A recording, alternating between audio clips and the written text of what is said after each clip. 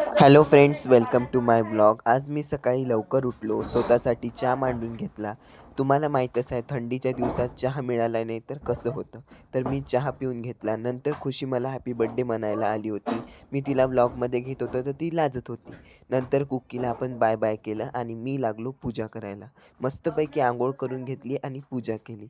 आता हा आहे फायनल पूजेचा लूक. तुम्हाला कसा वाटला ते कमेंटमध्ये नक्की सांगा. आज आम्हाला जायचं होतं मामाच्या गावाला, म्हणून मी पण तयारी करून घेतली, जेवून घेतलं आणि इकडे माझी आजी बॅग पॅक करायला लागली.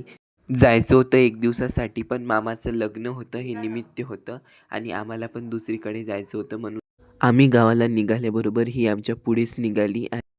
मी तिचा लाड घेतला, तिची पप्पी घेऊन घेतली. नंतर आम्ही ॲटोत बसलो.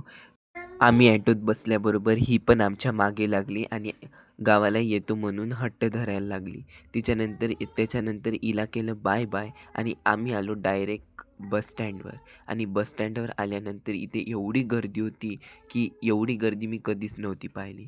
नंतर आम्ही बस स्टँडवरून आमच्या बसकडे गेलो. आमचा ॲटो इथे पार्किंग केल्यानंतर ॲटोमधून उतरलो आणि बसच्या दिशेने जायला निघालो. माझी आजी पुढेच होती बॅग घेऊन आणि मी होतो हाराच्या पन्न्या घेऊन, कारण की नवरदेवाला तुम्हाला तर माहीतच आहे, बायाचा फेवरेट म्हणजे गजरा असतो आणि याच्यामध्ये गजरा होता. आणि आम्ही बस स्टँडवर वाट पाहत होतो आमच्या बसची, पण बस काही येतच नव्हती. मी इतका बोर झालो होतो की कधी येणार म्हणून वाट पाहत पागल झालो होतो आणि खूप वेळ झाला होता, बस आलीच नव्हती आणि मी इतका कंटाळून गेलो होतो की खूपच कंटाळून गेलो होतो.